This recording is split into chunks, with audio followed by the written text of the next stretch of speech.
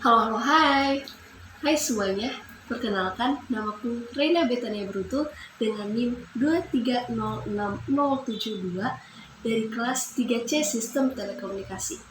Jadi di video ini Reina akan membahas mengenai materi yang telah dipelajari di praktikum sinyal dan sistem.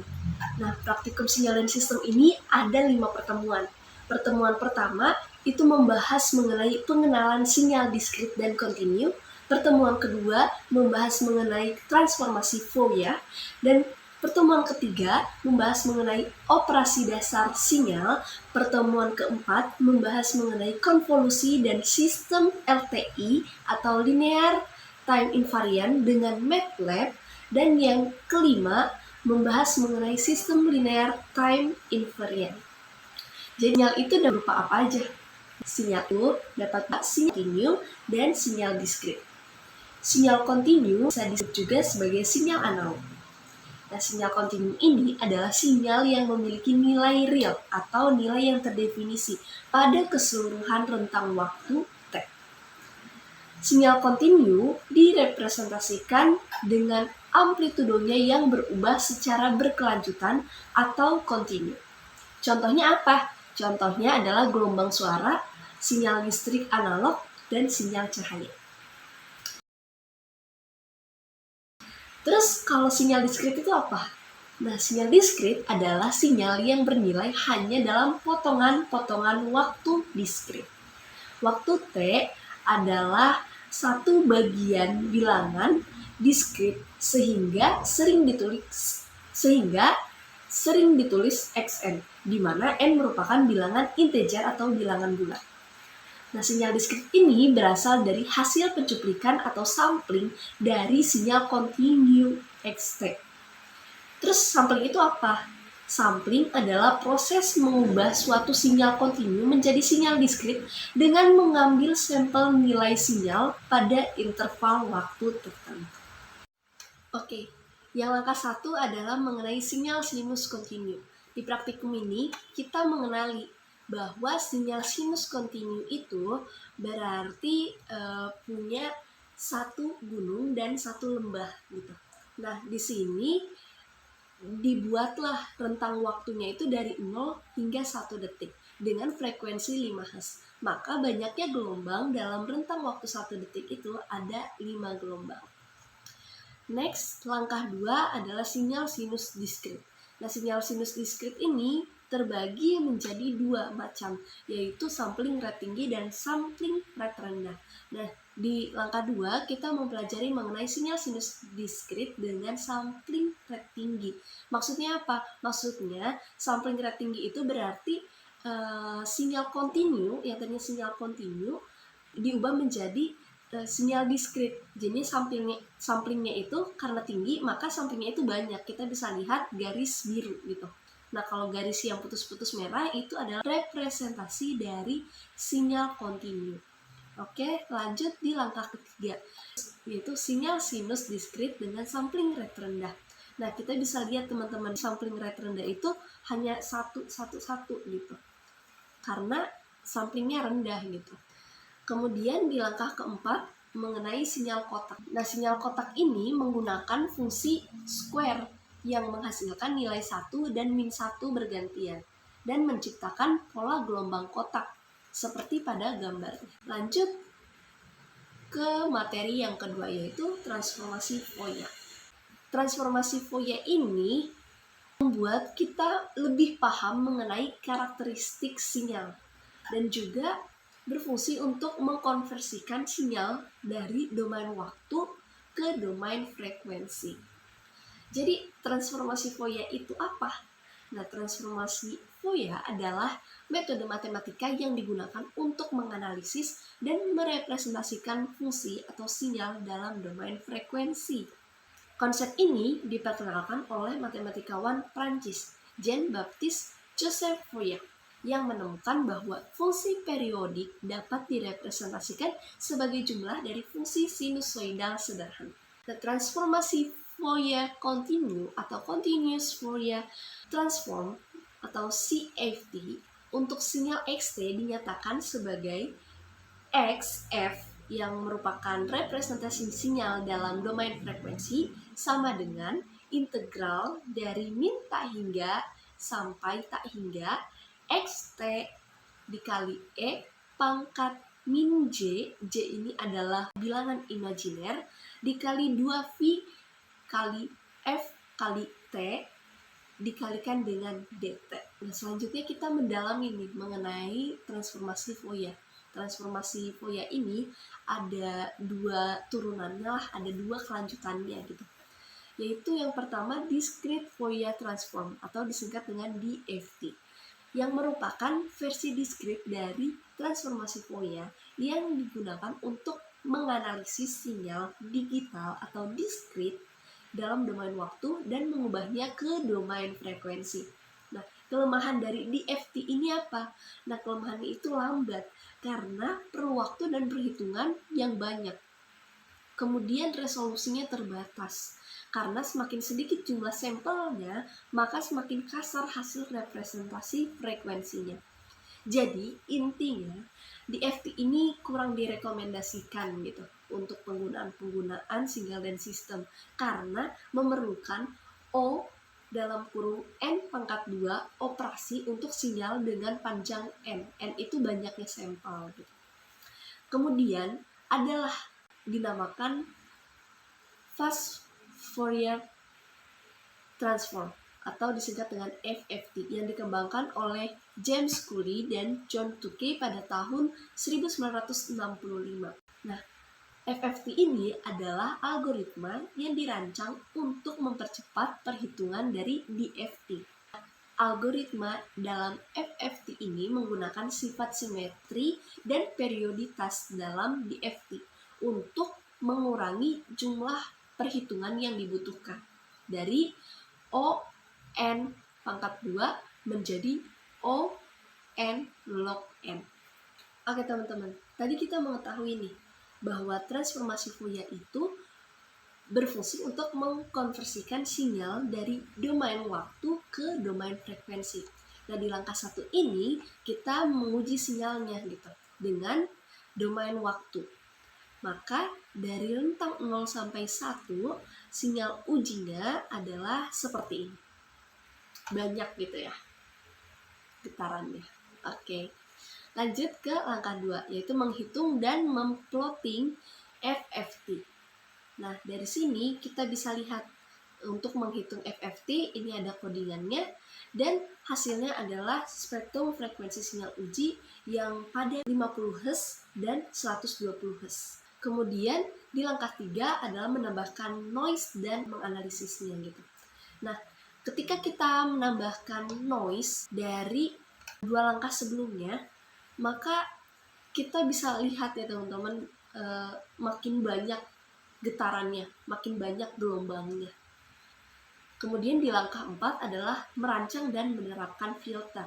Nah, setelah kita menerapkan filter, maka noise-noise yang tadi itu menjadi hilang dan gelombangnya itu menjadi stabil, bersih gitu. Oke, kita lanjut ke materi ketiga, yaitu mengenai operasi dasar sinyal. Nah, di sini kita memahami 5 macam dari operasi dasar sinyal, yaitu pelemahan yang bisa kita sebut dengan atenuasi, kemudian penguatan, amplifikasi, pergeseran itu delay, penjumlahan, dan perkalian. Atenuasi atau pelemahan, kita bisa perhatikan teman-teman dalam amplitudonya gitu. Sinyal awalnya kan amplitudonya itu dari rentang 0 sampai 2, tapi setelah mengalami pelemahan, maka amplitudonya itu jadi di rentang 0 hingga 1 saja. Kemudian di amplifikasi penguatan, nah ini sebaliknya. Sinyal awalnya itu amplitudonya dari 0 hingga 1, tapi setelah diperkuat sinyalnya, maka amplitudonya dari rentang 0 hingga 2. Kemudian pada delay pergeseran, kita bisa perhatikan ya teman-teman, di sini sinyal awalnya itu kan dimulai dari waktu 0 gitu. Nah, tapi setelah sinyalnya digeser, maka dia mengalami delay. Dia pemulaian sinyalnya itu dimulai di detik 0,2. Kemudian di penjumlahan. Nah, penjumlahan berarti ada 2 sinyal atau lebih yang digabungkan gitu. Nah, di sini ada sinyal pertama dengan frekuensi 10 Hz digabungkan dengan sinyal kedua yang frekuensinya itu adalah 5 Hz. Nah, ketika digabungkan, maka bentuknya menjadi seperti itu. Nah, kalau di perkalian, ini berarti dikalikan gitu. Sinyal pertamanya 10 Hz, sinyal keduanya itu 5 Hz. Sinyal 2 ini dimulainya dari cos, jadinya dari atas dulu baru ke bawah gitu. Nah, ketika dikalikan, maka bentuknya menjadi ya gitu, penggabungan dari sinyal pertama dan sinyal kedua. Nah, konvolusi adalah cara matematik untuk mengkombinasikan dua buah sinyal menjadi sinyal dalam bentuk lain.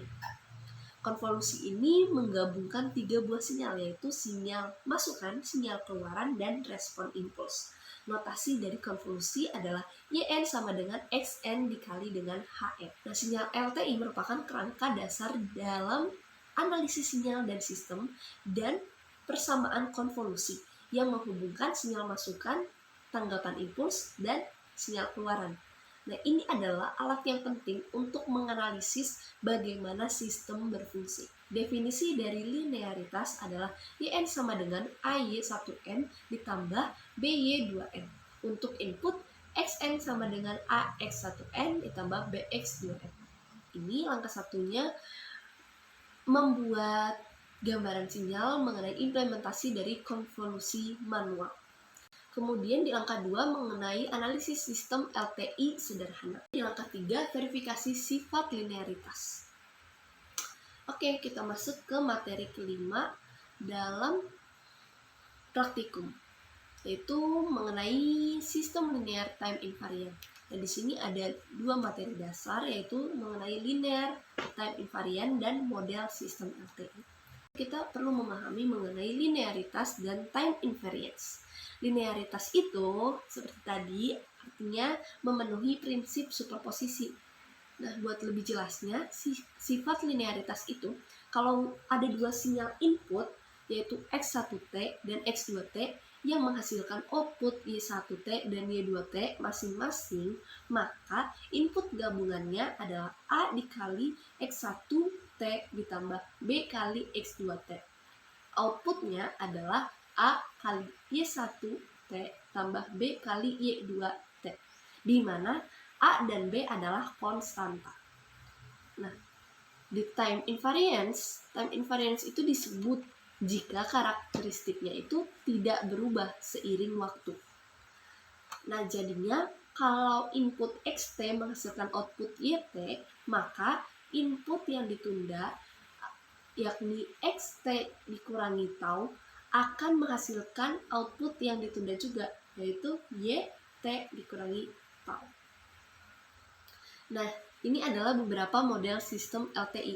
Ada 4 ya teman-teman. Yang pertama mengenai persamaan diferensial. Nah, persamaan diferensial ini dapat dijelaskan melalui persamaan diferensial linear. Misalnya, persamaan diferensial orde pertama, yaitu A kali DYT per DT ditambah B kali YT sama dengan C dikali XT. Kemudian fungsi transfer HS yang merupakan representasi aljabar dari sistem yang diperoleh melalui transformasi Laplace dari persamaan diferensial sistem. Nah, HS sama dengan YS per XS. Kemudian respon sistem. Respon sistem itu ada yang terhadap fungsi impuls atau delta T yang disebut dengan respon impuls system, dan juga ada yang terhadap fungsi step unit atau UT, yakni fungsi yang berubah dari 0 menjadi 1 pada T sama dengan 0. Nah, fungsi ini itu disebut response step. Kemudian analisis frekuensi. Analisis frekuensi dilakukan menggunakan diagram Bode.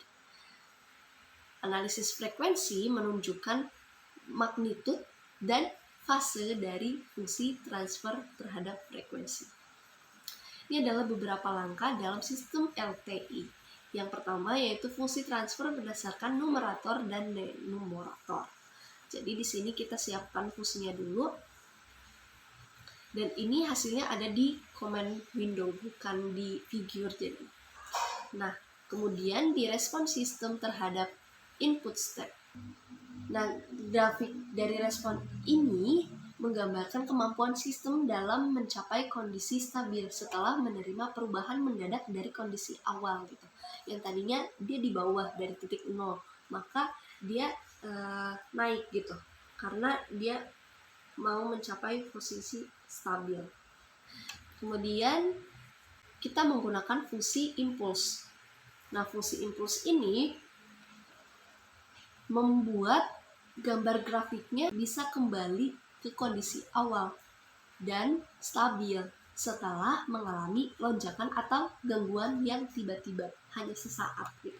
Kemudian di respons frekuensi ini kita menggunakan fungsi Bode yang artinya melalui hal ini kita dapat mengetahui rentang frekuensi yang sistemnya dapat bekerja secara optimal gitu. Jadi tadinya di atas, kemudian ke bawah. Ini adil ya, setengah-setengah gitu. Di langkah yang terakhir adalah menambahkan noise pada sistem. Noise yang digunakan dalam sintaks ini adalah noise Gaussian. Oke teman-teman, mungkin itu aja yang bisa Rena sampaikan. Semoga materi ini dapat mudah dipahami dan bermanfaat.